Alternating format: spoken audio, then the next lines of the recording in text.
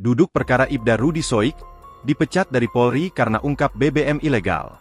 Ibda Rudi Soik, mantan Kepala Urusan Pembinaan Operasi, KBO, Satuan Reserse dan Kriminal Kepolisian Resor Kupang Kota, dipecat secara tidak hormat dari institusi Polri. Pemecatan ini dilakukan karena Rudi diduga melanggar disiplin dan memasang garis polisi di lokasi yang diduga menjadi tempat penyimpanan bahan bakar minyak, BBM, ilegal. Rudi menolak keputusan tersebut dan berencana untuk mengajukan banding serta peninjauan kembali. Dalam wawancaranya dengan Kompas.com pada Minggu, 13 Oktober 2024, Rudi menjelaskan kronologi pengungkapan mafia BBM di Kota Kupang. Rudi mengungkapkan, pada 15 Juni 2024, ia bersama tim melakukan operasi penertiban terkait penyalahgunaan BBM bersubsidi di wilayah Kota Kupang. Dalam operasi ini, kami menemukan Ahmad yang sedang melakukan pembelian minyak solar subsidi menggunakan barcode nelayan yang tidak sah atas nama Lo Agwan, ujar dia. Saat akan ditangkap, Ahmad berusaha menyuap petugas dengan uang sebesar 4 juta rupiah, tetapi upaya tersebut gagal.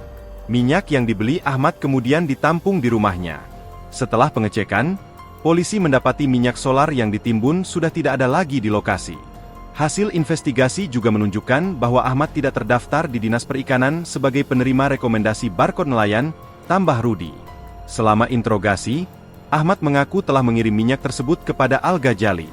Berdasarkan pengakuan ini, polisi melanjutkan penyelidikan ke tempat penimbunan milik Al-Ghazali. Di lokasi tersebut, Al-Ghazali mengeklaim telah menyetorkan uang sebesar 15 juta rupiah kepada Kanit Tipiter dan mengaku bekerja sama dengan Krimsus Polda NTT. Namun, minyak yang dicari juga tidak ditemukan di tempat itu. Rudi menegaskan, semua kegiatan penyelidikan dilakukan atas perintah Kepala Kepolisian Resor Kupang Kota dan Kasat Reskrim. Namun, ia terkejut ketika dianggap melanggar kode etik yang berujung pada pemecatannya. Keputusan PTDH ini bagi saya sesuatu yang menjijikan, tegas Rudi. Rudi menjelaskan, sidang kode etik digelar pada Jumat, 11 Oktober 2024, dan ia tidak hadir karena merasa tertekan. Saya tidak diberi kesempatan untuk menjelaskan rangkaian penyelidikan kasus mafia BBM yang berujung pada pemasangan garis polisi, tutur dia.